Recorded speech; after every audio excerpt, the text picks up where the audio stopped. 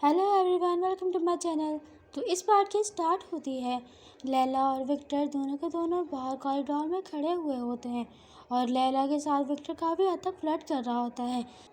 इस पर लैला काफ़ी ज़्यादा शाय हो रही होती है और अचानक विक्टर को याद दहानी कराती है कि कोई उन्हें देख रहा है। जैसे ही वो विक्टर को बताती है, दूसरी तरफ वहीं पर रोकर खड़ा हुआ होता है, लेकिन जैसे ही वो देखता है कि विक्टर उसे देखने लगा है, वो अपना इधर उधर ध्यान करता है ताकि उसको लगे जैसे मैं उसको देख ही नहीं रहा हूँ।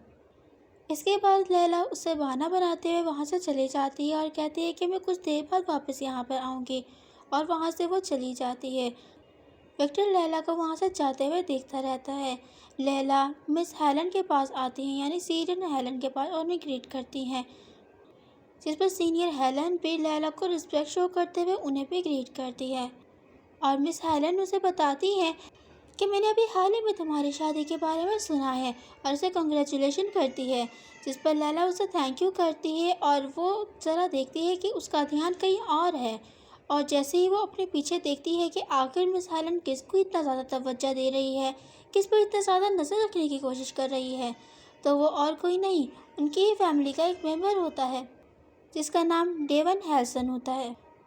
सीनियर हेलन की और डेवन हेलन की रिलेशनशिप कोई इतनी खास अच्छी नहीं थी, और ये साफ साफ देख कर हेलन के मुँह से पता चल रहा था। वो बिल्कुल भी अपने एक्सप्रेशन नहीं छुपा पा रही थी, और लैला उसके इस तरह के एक्सप्रेशन देखकर समझ जाती है कि ये बिल्कुल भी अच्छी नहीं है अपने एक्सप्रेशन छुपाने में और उन्हें कंट्रोल करने में।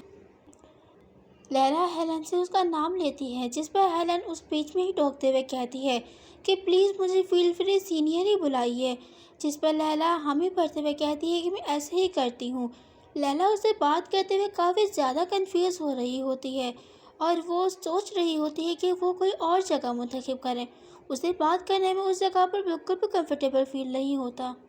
और वो सीनियर हेलन को भी गौर कर रही थी कि वो बहुत ही ज़्यादा तवज्जो से डेविसन हेलन को देखे ही जा रही थी, और वो अपनी नज़र इधर उधर बिल्कुल भी नहीं कर रही थी।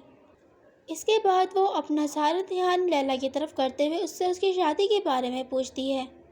और लैला से कहती है, देखकर यूँ लगता है जैसे कि आप ड्यूक वेफर को काफ़ी ज़्यादा सपोर्ट कर रही हो शादी के मुताल्लिक। जिस पर लैला अचानक चौंकते हुए उससे पूछती है कि आखिर आप ये कैसे कह सकती हैं, आपको ये कैसे पता चला। वो कहती है बिकॉज क्योंकि ड्यूक वेफर आपको काफ़ी देर से बहुत ही ज़्यादा गौर से देखे जा रहे हैं। दूसरी तरफ हमें विक्टर भी दिखाया जाता है, जो कि किसी तरसे हुए आशिक की तरह लैला को देखे ही जा रहा होता है, अपने मन में उसका नाम लेता है। इस बात का फ़ायदा उठाते हुए लैला उससे इस बात पर कह ही देती है, हमें इस वक्त किसी और जगह पर जाके बात करनी चाहिए, मुझे कोई इम्पोर्टेंट चीज़ है जो कि आपसे डिस्कस करनी है। जिस पर मिस हेलन कहती है, हो क्या ये मेरे मुताल्लिक है। लैला कहती है हाँ। इसके बाद लेडी हेलन उसे वहाँ पर अपने पीछे फॉलो करने के लिए कहती है और वो दूसरी जगह पर आ जाते हैं। सीनियर हेलन उसे मैम कह के बुला रही होती है, जिस पर लैला उसे कहती है कि आप मुझे फील फ्री मेरे नाम से बुला सकती हैं, आप मुझे लैला कह सकती हैं। इस पर वो भी रजामंद हो जाती है, और लैला फ़ौरन पॉइंट पर आते हुए उसे कहती है कि सीनियर, क्या आप मेट्रो पोजीशन के लिए अपना सारा का सारा कंट्रोल हासिल करना चाहती हैं। जिस पर लेडी हेलन भी काफ़ी ज़्यादा शॉक हो जाती है और उसे कहती है कि आखिर आप ये किस तरह की बातें इतनी ज़ोर ज़ोर से कह रही हैं, और उससे कहती है कि आपका मुझे यहाँ पर लाने की आखिर वजह क्या है, रीज़न क्या है। लैला उसे काम डाउन करते हुए कहती है, मैं सिर्फ आपके ऊपर एक शर्त लगाना चाहती हूँ, और मुझे ये बाकायदा यकीन है कि आप इस पोजीशन के लिए बाकायदा बिल्कुल सूट करेंगी। सीनियर हेलन कहती है कि मैं इस बारे में थोड़ा सा सोच कर आपको बताती हूँ, और वो चाय का कप उठाते हुए कहती है कि ये वर्ड्स काफ़ी ज़्यादा सिंसियर हैं, कि आपके अंदर इतनी एबिलिटी है कि आप मुझे इस पोजीशन पर बिठा सकती हो। लैला एक डार्क एक्सप्रेशन के साथ उसे कहती है कि मैं आपकी बात को अच्छे से समझ गई हूँ, और फुल कॉन्फिडेंस के साथ कहती है कि मेरे अंदर ये एबिलिटी है कि जो आप चाहती हो मैं आपको वो दे सकती हूँ। चले इस बारे में एक प्रॉमिस करते हैं। उसके इस तरह के एक्शन पर पहले तो हेलन काफ़ी ज़्यादा शॉक हो जाती है, और फिर वो उसके बात पर थोड़ा थोड़ा यकीन करने लगती है और कहती है कि ठीक है, मैं एक मर्तबा तुम पर एतबार करके देख लेती हूँ।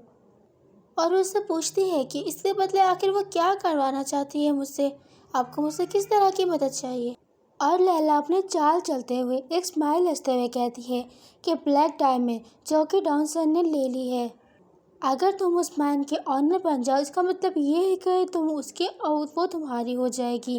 اس کے بعد سے تم میرے اوپر چھوڑ دو، صرف 1 سال کے اندر میں تمہیں اس پوزیشن میں پہنچا دوں گی جو کہ تم چاہتی ہو۔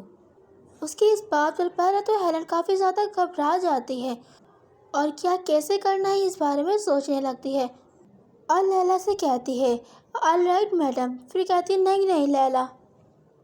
سین شفٹ ہوتا ہے اور وکٹر دکھایا جاتا ہے جسے اچانک سے کوئی ماسٹر بلاتا ہے۔ وہ اور کوئی نہیں بلکہ روگر تھا اور اسے کچھ کہنے کی کوشش کر رہا تھا، لیکن وکٹر اسے دیکھ کر اس طرح کر دیتا ہے جیسے کہ وہ اس کو سن ہی نہیں رہا ہو، لیکن روگر اپنی کوشش جاری رکھتا ہے اور اسے کہتا ہے کہ آپ سن رہے ہو کیا میں کیا کہنے کی کوشش کر رہا ہوں؟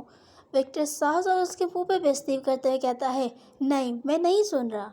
اور بڑے ہی غصے انداز میں اس کو کہتا ہے کہ ایسے کسی بھی انسان کی باتیں بالکل بھی نہیں سن سکتا یا بالکل بھی سننے میں انٹرسٹڈ نہیں ہوں جو میرے اور لیلا کے ٹائم کو پریشیس ٹائم کو ضائع کریں۔ اس کی اس بات پر روگر بہت ہی زیادہ شوق ہو جاتا ہے اور وہ کانپنے لگتا ہے، اس کے سارے ایکسپریشن بالکل ہی ڈارک ہو جاتے ہیں۔ اتنے میں اس کو وہ بلیک رنگز نظر آنے لگ جاتی ہیں۔ ایک دم سے وکٹر روگر کا نام بلاتا ہے اور اس کو کہتا ہے کہ میں نے وہ ہول ڈھونڈ لیا ہے، جلدی سے رخسانہ کو بلاؤ، جس پر روگر کہتا ہے کیا، اور بڑے ہی غصے انداز میں اس کو کہتا ہے کہ مجھے تمہاری کمپنی بالکل بھی پسند نہیں ہے، میرے لیے بس رخسانہ ہی کافی ہے، اور جب لیلا واپس آئے گی تو تمہیں اس کا خیال کرنا ہے اور پھر اس کے بعد تم لوٹ جانا۔ روگر اس کی بات مان کر وہاں سے چلا جاتا ہے۔ سین شفٹ ہوتا ہے اور لیلا وکٹر کے پاس آنے والی ہوتی ہے کہ بیچ میں اس کو روگر مل جاتا ہے۔ اس سے وہ پوچھتی ہے کہ آخر ڈیوک کہاں جا رہے ہیں، کیا انہیں کوئی بزنس ہے یا کوئی ان کو وقت کام آ گیا ہے، جس پر روگر ساری کی ساری بات سنبھالتے ہوئے اس کو کہتا ہے کہ انہیں ارجنٹلی بہت ہی زیادہ ضروری کام آ چکا تھا، جس کی وجہ سے انہوں نے مجھے کہا ہے کہ میں جلد از جلد آپ کو لے کر یہاں سے چلا جاؤں، اور ساتھ ساتھ اس کو یہ بھی کہتا ہے کہ آپ مجھ سے فیل فری کوئی بھی بات کر سکتی ہیں لیڈی۔ اس کے اچانک اس طرح چلے جانے پر لیلا کافی زیادہ کنفیوز ہو جاتی ہے اور سوچنے لگتی ہے کہ سڈنلی اپنی جگہ کو اتنی آسانی سے چھوڑ دینا، کیا وہ کام اتنا زیادہ ارجنٹ آ پہنچا تھا؟ شاید وہ اس شیڈو کو ٹریس کر رہے تھے، شاید وہ اتنی زیادہ سیریس تو نہیں ہو سکتی۔ لیلا کو اس طرح سوچوں میں ڈوبا دیکھ کر اچانک روگر اس کو کہتا ہے کہ میم وہ اس وقت رخسانہ کے ساتھ یہاں سے چلے گئے ہیں، تو آپ کو ان کے بارے میں فکر کرنے کی بالکل بھی ضرورت نہیں ہے، اور بلا شبہ یہ بہت ہی زیادہ بہتر ہوتا اگر میں اور ہجرت ایک ساتھ ہوتے، لیکن لیڈی مجھے آج آپ کا خیال رکھنا ہے اور اس وقت ہجرت اس پارٹی کو اٹینڈ نہیں کر رہا ہے، وہ اس پارٹی سے اس وقت ایبسنٹ ہے، اور پھر وہ کہتا ہے کہ ہاں ہجرت ہمارے نائٹ میں سے ایک ہے۔ لیلا اس کو کہتی ہے کہ لیکن میں نے نائٹس کی جگہ پر میں نے ہجرت نام کے کسی بھی نائٹ سے نہیں ملے ہوں، جس پر روگر اسے بتاتا ہے کہ ہاں وہ اس وقت بزنس ٹرپ پر موجود تھا،